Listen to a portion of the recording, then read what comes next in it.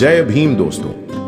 हमारे संविधान में स्पष्ट शब्दों में यह कहा गया है कि हमारा देश धर्मनिरपेक्ष है और सभी धर्म का समान सम्मान किया जाएगा। इस देश में किसी भी धर्म की संप्रभुता नहीं होगी।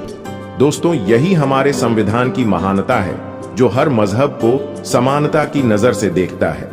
लेकिन आज के इस दौर में कुछ पाखंडी कथावाचक जो हिंदू राष्ट्र बनाने की बात करते हैं, जो कि सरासर हमारे संविधान का अपमान है। मित्रों, आज की इस वीडियो में हम आपको धीरेंद्र शास्त्री के उस शर्मनाक बयान से परिचित कराएंगे जिसने अंबेडकर वादियों के जहन में बिजली सी दौड़ा दी। मैं चाहूंगा कि आप लोग इस वीडियो को अधिक से अधिक लोगों तक पहुंचाने में हमारी मदद करें। इसके लिए आप लोग इस वीडियो को लाइक, शेयर और हमारे चैनल को सब्सक्राइब कर सकते हैं, जिससे वीडियो को एंगेजमेंट बढ़ेगा और YouTube इस वीडियो को अधिक से अधिक लोगों तक पहुंचाने में हमारी मदद करेगा। साथियों, हम आपको धीरेंद्र शास्त्री के उस बयान के बारे में बताना शुरू करें, उससे पहले हम आप लोगों को बाबा साहब अंबेडकर से जुड़ी कुछ महत्वपूर्ण जानकारी देना चाहेंगे। भारत के इतिहास में कुछ लोग ऐसे हैं जिनका नाम सुनते ही मन श्रद्धा और गर्व से भर जाता है। उनमें से एक हैं बाबा साहब डॉक्टर भीमराव अंबेडकर, जिन्होंने न सिर्फ सामाजिक क्रांति की मशाल जलाई, बल्कि भारत को एक ऐसा संविधान दिया जो आज भी दुनिया के सबसे महान दस्तावेजों में शुमार है। जब हम बात करते हैं भारत के संविधान की, तो उसकी आत्मा में बाबा साहब का विचार, उनकी मेहनत और उनकी दूरदर्शिता साफ झलकती है। ये कहानी है उस महान पुरुष की जिन्होंने भारत को एकजुट करने, हर नागरिक को सम्मान देने और समता का सपना साकार करने के लिए अपने जीवन का हर पल समर्पित कर दिया। जब भारत 15 अगस्त 1947 को आजाद हुआ, तो देश के सामने एक बड़ा सवाल था, हमारा भविष्य कैसा होगा।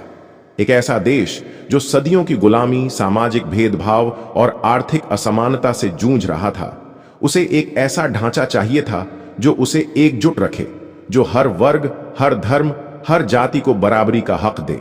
इस चुनौती को स्वीकार करने के लिए एक ऐसे व्यक्ति की जरूरत थी जो न सिर्फ कानून का जानकार हो, बल्कि समाज की गहराइयों को समझने वाला, हर दबे कुचले व्यक्ति की आवाज को सुनने वाला हो। और इस जिम्मेदारी के लिए चुने गए बाबा साहब डॉक्टर अंबेडकर, वह शख्स जिनके कंधों पर भारत के भविष्य का निर्माण रखा गया। बाबा साहब को संविधान सभा की प्रारूप समिति का अध्यक्ष बनाया गया। ये कोई छोटी बात नहीं थी। संविधान सभा में देश के तमाम बड़े बड़े विद्वान, नेता और विचारक शामिल थे। जवाहरलाल नेहरू, सरदार पटेल, मौलाना आजाद जैसे दिग्गजों की मौजूदगी में बाबा साहब का चुना जाना उनकी योग्यता, उनके ज्ञान और उनकी अटूट निष्ठा का प्रमाण था। उन्होंने इस जिम्मेदारी को न सिर्फ स्वीकार किया, बल्कि इसे एक मिशन की तरह लिया। बाबा साहब जानते थे कि यह संविधान सिर्फ कागज का दस्तावेज नहीं होगा, यह भारत की आत्मा होगा जो हर नागरिक को गरिमा और अधिकार देगा। संविधान लेखन की प्रक्रिया कोई आसान काम नहीं था। यह एक लंबा और जटिल सफर था जिसमें बाबा साहब ने दिन रात एक कर दिए। संविधान सभा की पहली बैठक 9 दिसंबर 1946 को हुई थी, लेकिन जब प्रारूप समिति का गठन हुआ तो असल काम शुरू हुआ। बाबा साहब ने प्रारूप समिति के अध्यक्ष के रूप में हर छोटे बड़े मुद्दे पर गहरी चर्चा की। उनके सामने चुनौती थी कि कैसे एक ऐसा संविधान बनाया जाए जो भारत की विविधता को संजोए और साथ ही एकता को मजबूत करे। भारत में सैकड़ों भाषाएं, संस्कृतियां, धर्म और परंपराएं थीं। हर समुदाय की अपनी मांगें थीं, अपने सपने थे। बाबा साहब ने इन सब को सुनने का धैर्य दिखाया, हर पहलू पर विचार किया और फिर एक ऐसा रास्ता निकाला जो सबके लिए न्यायपूर्ण हो। उन्होंने दुनिया के तमाम संविधानों का अध्ययन किया। America, Britain, France, Canada, Ireland, हर देश के संविधान को बारीकी से पढ़ा, समझा और उनसे सीखा। लेकिन बाबा साहब ने सिर्फ नकल नहीं की, उन्होंने भारत की मिट्टी की खुशबू को समझा और एक ऐसा संविधान बनाया जो भारतीय मूल्यों, भारतीय परंपराओं और भारतीय जरूरतों के हिसाब से हो। ये उनकी दूरदर्शिता ही थी कि उन्होंने संविधान को लचीला बनाया ताकि आने वाली पीढ़ियां इसे समय के साथ बदल सकें। संविधान लेखन की प्रक्रिया में कई चरण थे। सबसे पहले प्रारूप समिति ने विभिन्न उप समितियों के साथ मिलकर अलग अलग विषयों पर काम शुरू किया। मौलिक अधिकार, अल्पसंख्यक अधिकार, संघीय ढांचा, न्यायपालिका, विधायिका, हर मुद्दे पर गहन विचार विमर्श हुआ। बाबा साहब ने इन सभी चर्चाओं में सक्रिय भूमिका निभाई। वे हर सवाल का जवाब देने के लिए तैयार रहते थे। कई बार संविधान सभा में गर्मागर्म बहस होती थी। कुछ लोग चाहते थे कि भारत का संविधान पूरी तरह से परंपराओं पर आधारित हो, तो कुछ लोग पश्चिमी मॉडल की वकालत करते थे। बाबा साहब ने इन सब के बीच संतुलन बनाया। उन्होंने कहा कि संविधान का आधार सामाजिक न्याय होना चाहिए, क्योंकि बिना समता के कोई भी देश प्रगति नहीं कर सकता। बाबा साहब का सबसे बड़ा योगदान था मौलिक अधिकारों को संविधान में शामिल करना। उन्होंने सुनिश्चित किया कि हर नागरिक को बोलने की आजादी, धर्म की आजादी, शिक्षा का अधिकार और समानता का अधिकार मिले। ये अधिकार सिर्फ कागज पर नहीं थे, ये बाबा साहब का वो सपना था जो उन्होंने अपने जीवन में हर कदम पर जिया। खास तौर पर दलितों, महिलाओं और अल्पसंख्यकों के लिए उन्होंने जो प्रावधान किए वो दुनिया में कहीं और देखने को नहीं मिलते। उन्होंने अनुच्छेद 15 में भेदभाव के खिलाफ सख्त प्रावधान किए। अनुच्छेद 17 में छुआछूत को खत्म करने की बात कही। ये सिर्फ कानून नहीं थे, ये एक सामाजिक क्रांति का आगाज था। संविधान लेखन में एक और बड़ी बात थी बाबा साहब की वो सोच जो भारत को एक मजबूत संघ के रूप में देखना चाहती थी। उन्होंने केंद्र और राज्यों के बीच शक्तियों का ऐसा बंटवारा किया कि न तो केंद्र तानाशाह बन सके और न ही राज्य अलगाव की राह पर चले। ये उनकी राजनीतिक समझ का कमाल था कि भारत जैसे विशाल और विविध देश को एक सूत्र में बांधने का ढांचा तैयार हुआ। प्रारूप समिति ने कई ड्राफ्ट तैयार किए। पहला ड्राफ्ट फरवरी 1948 में पेश हुआ। इसके बाद पूरे देश में इस पर चर्चा हुई। बाबा साहब ने हर सुझाव को ध्यान से सुना। लोगों ने पत्र लिखे, सभाएं की और अपने विचार रखे। बाबा साहब ने इन सबको शामिल करने की कोशिश की। दूसरा ड्राफ्ट अक्टूबर 1948 में आया और फिर अंतिम ड्राफ्ट नवंबर 1949 में तैयार हुआ। इस दौरान बाबा साहब ने न जाने कितनी रातें जागकर, कितने घंटे पढ़कर और कितनी मेहनत करके इस दस्तावेज को परिपूर्ण बनाया।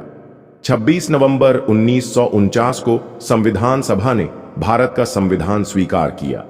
उस दिन जब बाबा साहब खड़े हुए और संविधान सभा को संबोधित किया तो हर कोई उनकी बात सुनने को आतुर था। उन्होंने कहा कि संविधान कितना भी अच्छा हो, उसका असल मूल्य इस बात पर निर्भर करता है कि उसे लागू करने वाले लोग कितने ईमानदार हैं। ये उनकी सादगी और उनकी गहरी समझ का सबूत था।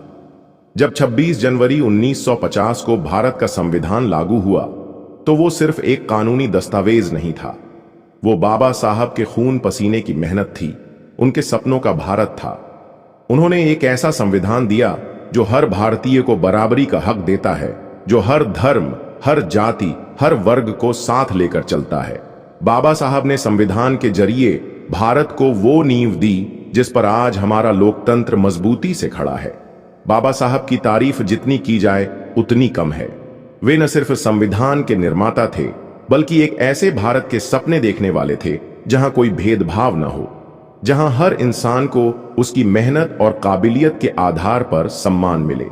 उनकी विद्वता, उनकी मेहनत और उनकी निष्ठा ने भारत को एक नई दिशा दी। संविधान लेखन में उनकी भूमिका सिर्फ एक अध्यक्ष की नहीं थी, वे इसके रचनाकार थे, इसके प्रेरक थे, इसके मार्गदर्शक थे। बाबा साहब डॉक्टर भीमराव अंबेडकर का नाम सिर्फ एक व्यक्ति का नहीं, बल्कि एक विचार का, एक क्रांति का और एक सपने का नाम है। वो सपना था एक ऐसे भारत का जहां न कोई ऊंच नीच हो, न कोई भेदभाव हो, बल्कि हर दिल में समानता की लौ जलती हो, हर चेहरे पर बंधुता की मुस्कान हो और हर कदम भाईचारे के साथ आगे बढ़ता हो। जब बाबा साहब ने संविधान की रचना की तो उन्होंने इसे सिर्फ कानूनों का पुलिंदा नहीं बनाया, उन्होंने इसमें भारत की आत्मा को उकेरा, जिसमें समानता, बंधुता और भाईचारा वो तीन रंग थे जिन्होंने इस दस्तावेज को अमर बना दिया। समानता, ये वो शब्द था जिसके लिए बाबा साहब ने अपना पूरा जीवन जिया। एक ऐसे समाज में जहां सदियों से लोग जाति, धर्म और लिंग के आधार पर बंटे हुए थे, बाबा साहब ने संविधान के जरिए एक नई सुबह की शुरुआत की। उन्होंने अनुच्छेद 14 में कानून के समक्ष समानता की बात कही, अनुच्छेद 15 में भेदभाव को खत्म करने का संकल्प लिया और अनुच्छेद 16 में हर नागरिक को समान अवसर देने का वादा किया। ये सिर्फ शब्द नहीं थे, ये उस आग के चिंगारियां थीं जो बाबा साहब ने अपने जीवन में असमानता के खिलाफ लड़ते हुए जलाई थीं। उन्होंने सुनिश्चित किया कि चाहे कोई कितना ही छोटा हो या कितना बड़ा, संविधान की नजर में सब बराबर होंगे। ये समानता सिर्फ कागज पर नहीं बल्कि हर भारतीय के दिल में बसने का उनका सपना था। लेकिन बाबा साहब ने सिर्फ समानता पर रुकने की बात नहीं की, उन्होंने बंधुता को संविधान का आधार बनाया। बंधुता यानी वो भावना जो हर भारतीय को एक दूसरे से जोड़ती है, जो हमें सिखाती है कि हम भले ही अलग अलग धर्मों, भाषाओं और संस्कृतियों से आए हों, लेकिन हम सब एक भारत के बेटे बेटियां हैं। संविधान की प्रस्तावना में बंधुता शब्द को शामिल करना बाबा साहब की वो दूरदर्शिता थी जो आज भी हमें एकजुट रखती है। उन्होंने समझा था कि बिना बंधुता के समानता अधूरी है और बिना भाईचारे के कोई देश अपने पैरों पर खड़ा नहीं हो सकता। ये बंधुता ही है जो हमें आपस में लड़ने की बजाय एक दूसरे का हाथ थामने की प्रेरणा देती है। और फिर आता है भाईचारा, वो मूल्य जिसे बाबा साहब ने संविधान की हर पंक्ति में पिरोया। चाहे वो मौलिक अधिकारों की बात हो, चाहे नीति निर्देशक तत्वों की या फिर अल्पसंख्यकों के अधिकारों की, हर जगह बाबा साहब ने यह सुनिश्चित किया कि भारत का हर नागरिक एक दूसरे के साथ कंधे से कंधा मिलाकर चले। उन्होंने संविधान को ऐसा बनाया कि वो न सिर्फ कानून लागू करे बल्कि लोगों के दिलों को भी जोड़े। भाईचारे का उनका ये संदेश आज भी हमें सिखाता है कि भारत की ताकत उसकी एकता में है और ये एकता तभी मजबूत होगी जब हम एक दूसरे का सम्मान करेंगे। बाबा साहब की सबसे बड़ी देन थी भारत को एक धर्मनिरपेक्ष संविधान देना। उस दौर में जब दुनिया के कई देश धार्मिक आधार पर बंट रहे थे, बाबा साहब ने भारत को एक ऐसा रास्ता दिखाया जहां हर धर्म को बराबर का सम्मान मिले। उन्होंने संविधान में अनुच्छेद 25 से 28 तक धार्मिक स्वतंत्रता के अधिकार को सुनिश्चित किया ताकि हर व्यक्ति अपने धर्म का पालन कर सके, अपनी आस्था को जी सके। लेकिन इसके साथ ही उन्होंने ये भी सुनिश्चित किया कि राज्य किसी एक धर्म का पक्ष न ले। भारत धर्मनिरपेक्ष रहेगा, जहां न कोई बड़ा होगा न कोई छोटा। ये उनकी वो सोच थी जो भारत को दुनिया में एक अनोखा देश बनाती है। हिंदू, मुस्लिम, सिख, ईसाई, बौद्ध, जैन, हर धर्म के लिए बाबा साहब ने संविधान में एक बराबर जगह बनाई ताकि कोई भी अपने आप को अजनबी न समझे। धर्मनिरपेक्षता का उनका ये विचार सिर्फ एक कानूनी प्रावधान नहीं था, ये एक सामाजिक क्रांति थी। बाबा साहब जानते थे कि भारत जैसे देश में जहां धर्म जीवन का अहम हिस्सा है, वहां धर्मनिरपेक्षता ही वो सेतु है जो सभी को जोड़ेगा। उन्होंने संविधान को ऐसा बनाया कि वो हर मंदिर, मस्जिद, गुरुद्वारे और चर्च की आवाज को सुने, लेकिन किसी को दूसरे पर तरजीह न दे। ये बाबा साहब का जादू था कि उन्होंने भारत को एक ऐसा संविधान दिया जो हर धर्म को गले लगाता है, फिर भी धर्म के आधार पर भेदभाव को जगह नहीं देता। आज जब हम भारत को देखते हैं, एक ऐसा देश जो अपनी विविधता में एकता को जीता है, जो प्रगति के पथ पर तेजी से आगे बढ़ रहा है, तो इसमें बाबा साहब के संविधान का सबसे बड़ा योगदान है। यह संविधान सिर्फ एक दस्तावेज नहीं है, ये वो नींव है जिस पर आज का भारत खड़ा है। चाहे वो हमारी लोकतांत्रिक व्यवस्था हो, चाहे वो सामाजिक न्याय की लड़ाई हो या फिर आर्थिक प्रगति का सफर, हर कदम पर संविधान हमें रास्ता दिखाता है। बाबा साहब ने जो समानता का बीज संविधान में बोया था, वो आज एक विशाल वृक्ष बन चुका है, जिसकी छांव में हर भारतीय को अवसर, सम्मान और गरिमा मिल रही है। भारत की प्रगति की कहानी बाबा साहब के बिना अधूरी है। आज हमारा देश विज्ञान, तकनीक, शिक्षा और संस्कृति में दुनिया के सामने सिर उठाकर खड़ा है। हमारे यहाँ हर साल लाखों युवा अपने सपनों को सच कर रहे हैं। महिलाएं हर क्षेत्र में अपनी ताकत दिखा रही हैं और समाज के हर वर्ग को अपनी आवाज उठाने का हक है। ये सब संभव हुआ क्योंकि बाबा साहब ने हमें एक ऐसा संविधान दिया जो हर नागरिक को बराबर का हक देता है, जो हर सपने को पंख देता है। चाहे वो गांव का कोई किसान हो, शहर का कोई इंजीनियर हो या फिर स्कूल में पढ़ने वाला कोई बच्चा, संविधान हर किसी को यह भरोसा देता है कि भारत तुम्हारा है और तुम भारत के। बाबा साहब का संविधान आज भी हमारा मार्गदर्शक है। जब हम चुनौतियों का सामना करते हैं, जब हम नई ऊंचाइयों को छूना चाहते हैं, तो संविधान हमें रास्ता दिखाता है। ये वो दीपक है जो हमें अंधेरे में रास्ता दिखाता है, वो सेतु है जो हमें एक दूसरे से जोड़ता है। बाबा साहब ने हमें सिर्फ एक संविधान नहीं दिया, उन्होंने हमें एक सपना दिया, एक विश्वास दिया, एक भारत दिया, और इस भारत को संवारने की जिम्मेदारी अब हमारी है। आइए हम उनके उस सपने को सच करें जहां समानता, बंधुता और भाईचारा सिर्फ शब्द न रहे बल्कि हर भारतीय के जीवन का हिस्सा बने। बाबा साहब, आपके इस संविधान ने भारत को न सिर्फ एक देश बनाया बल्कि एक परिवार बनाया। आपकी देन को हम शब्दों में बयां नहीं कर सकते, लेकिन आपके हर उसूल को जीकर, आपके हर सपने को सच करके हम आपको हर पल याद करते हैं। आपका संविधान आज भी हमारे दिलों में धड़कता है और हमारा भारत आपके दिखाए रास्ते पर चलकर दुनिया में सिर उठाकर खड़ा है। बाबा साहब डॉक्टर भीमराव अंबेडकर ने भारत को एक ऐसा संविधान दिया जिसने हर इंसान को इंसान होने का हक दिलाया। उनके संविधान ने भारत को वो मजबूत नींव दी जहां हर धर्म, हर विश्वास को एक समान सम्मान मिला। यह संविधान सिर्फ कागज का दस्तावेज नहीं बल्कि एक जीता जागता वादा है। वादा एक ऐसे भारत का जहां कोई भी आस्था दूसरे पर हावी न हो। बाबा साहब ने धर्मनिरपेक्षता को संविधान का दिल बनाया ताकि हर भारतीय अपने विश्वास के साथ सिर उठाकर जी सके। ये उनकी वो दूरदर्शिता थी जिसने भारत को नफरत की आग से बचाया और प्यार व एकता का पैगाम दिया। लेकिन आज कुछ ऐसी आवाजें उठ रही हैं जो इस संविधान की आत्मा पर चोट कर रही हैं। धीरेन्द्र कृष्ण शास्त्री, देवकी नंदन, अनिरुद्धाचार्य जैसे कुछ कथावाचक जो खुद को धर्म का ठेकेदार कहते हैं, भारत को हिंदू राष्ट्र बनाने की बात करते हैं। ये बातें न सिर्फ बाबा साहब के संविधान के खिलाफ हैं बल्कि उस भारत के खिलाफ हैं जो हर धर्म को गले लगाता है। ये लोग मंचों से ऐसी बातें बोलते हैं जो समाज में जहर घोलती हैं, जो भाई को भाई से अलग करती हैं। संविधान की मूल भावना को ठेस पहुंचाने की उनकी ये कोशिशें खुलेआम हो रही हैं, फिर भी उन पर कोई सख्त कार्रवाई नहीं होती। ये एक कड़वा सच है जिसे हमें देखना और समझना होगा। इसके पीछे वो ताकतें हैं जो संविधान की बुनियाद को कमजोर करना चाहती हैं। भारतीय जनता पार्टी जैसी कुछ पार्टियां इन कथावाचकों को समर्थन देती हैं क्योंकि ये उनके राजनीतिक हित साधते हैं। ये लोग धर्म के नाम पर वोट की फसल काटना चाहते हैं, लेकिन इस खेल में वो भारत की आत्मा को दांव पर लगा रहे हैं। संविधान जो हमें एकजुट रखता है, जो हमें बराबरी का हक देता है, उसे खत्म करने की उनकी साजिशें खामोश नहीं हैं। वो चाहते हैं कि भारत वो देश बने जहां सिर्फ एक विचारधारा का बोलबाला हो, जहां बाकी सबकी आवाज दबा दी जाए। लेकिन हम बाबा साहब के अनुयायी ये कभी नहीं होने देंगे।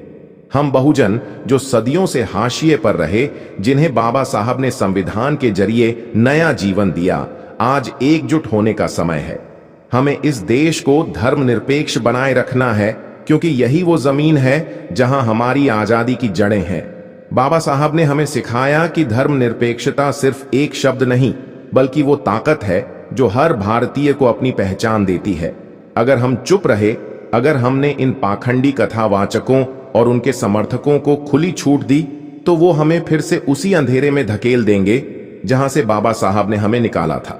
ध्यान रखो भाइयों और बहनों, जब तक बाबा साहब का संविधान जिंदा है तब तक हमारा हक जिंदा है। यह संविधान हमारी ढाल है, हमारा हथियार है। इसके हर अक्षर में बाबा साहब का खून पसीना बसता है, जो हमें बराबरी का हक देता है, जो हमें मनुवादी जंजीरों से आजाद रखता है। लेकिन अगर यह संविधान कमजोर पड़ा, अगर इसकी आत्मा को कुचल दिया गया, तो वो मनुवादी सोच फिर से सिर उठाएगी। वो सोच जो हमें सदियों तक गुलाम बनाए रही, जो हमें मंदिरों के दरवाजों से खदेड़ती थी, जो हमें इंसान मानने को तैयार नहीं थी। क्या हम ऐसा भारत चाहते हैं? नहीं, कभी नहीं। इसलिए आज हम सबको एक संकल्प लेना है। हमें बाबा साहब के संविधान को न सिर्फ बचाना है बल्कि इसे और मजबूत करना है। हमें उन ताकतों के खिलाफ आवाज उठानी है जो धर्म के नाम पर नफरत फैलाती हैं। हमें हर गांव, हर शहर, हर गली में ये पैगाम पहुंचाना है कि भारत धर्मनिरपेक्ष था, धर्मनिरपेक्ष है और धर्मनिरपेक्ष ही रहेगा। ये हमारा हक है, ये हमारा वादा है और ये बाबा साहब को हमारी सच्ची श्रद्धांजलि है।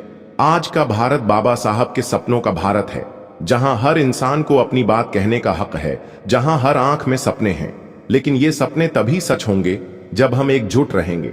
आइए हम सब मिलकर इस संविधान की रक्षा करें, क्योंकि ये सिर्फ एक किताब नहीं, ये हमारी आजादी की सांस है। बाबा साहब, आपके इस उपहार को हम कभी मुरझाने नहीं देंगे। हमारा भारत आपके रास्ते पर चलेगा और हम हर उस ताकत को चुनौती देंगे जो इस देश को बांटना चाहती है। दोस्तों, अब हम आपको धीरेंद्र शास्त्री द्वारा हिंदू राष्ट्र पर दिए गए उस बयान के बारे में बताएंगे। धीरेंद्र कृष्ण शास्त्री, जो खुद को धर्म का पहरेदार बताते हैं, उसने एक ऐसा बयान दिया है जिसने हर संविधान प्रेमी के दिल में आग सी जला दी। उन्होंने ऐलान किया कि वो अपनी आखिरी सांस तक हिंदू राष्ट्र की मांग करेंगे और इसके लिए कुछ भी करेंगे। ये बातें सिर्फ शब्द नहीं, बल्कि उस संविधान पर सीधा हमला है जिसे बाबा साहब ने अपने खून पसीने से लिखा।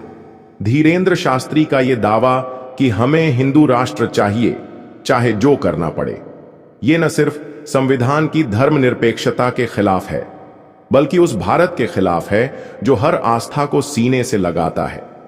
जब उनसे पूछा गया कि हमारा संविधान तो धर्मनिरपेक्ष है, हिंदू राष्ट्र कैसे बन सकता है, तो उन्होंने बेशर्मी से जवाब दिया, संविधान में तो कई संशोधन हो चुके हैं, एक ये भी सही। ये जवाब सुनकर खून खौल जाता है। संविधान को वो कोई खेल समझते हैं जिसे जब चाहे जैसे चाहे बदल देंगे। ये वही संविधान है जिसने हमें गुलामी की बेड़ियों से आजादी दी, जिसने हर भारतीय को इंसान होने का हक दिलाया, और ये लोग इसे एक झटके में मिटाने की बात करते हैं। इस बयान से साफ है कि धीरेंद्र शास्त्री जैसे लोग न तो संविधान का सम्मान करते हैं, न ही उस भारत का जो बाबा साहब ने देखा था। लेकिन सबसे दुख की बात यह है कि आज की भाजपा सरकार में ऐसे लोगों के हौसले इतने बुलंद क्यों हैं? ये पाखंडी खुलेआम संविधान का मजाक उड़ाते हैं और फिर भी इनके खिलाफ कोई कार्रवाई नहीं होती। क्यों? क्योंकि कुछ ताकतें इनके पीछे खड़ी हैं जो इनके जहर को अपने सियासी फायदे के लिए इस्तेमाल करती हैं। ये लोग धर्म के नाम पर नफरत का बाजार सजाते हैं और सरकार चुपचाप तमाशा देखती है।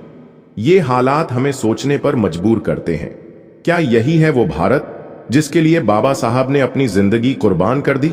धीरेंद्र शास्त्री के इस बयान ने अंबेडकर वादियों के दिलों में आक्रोश की आग भड़का दी है। और भड़के भी क्यों ना।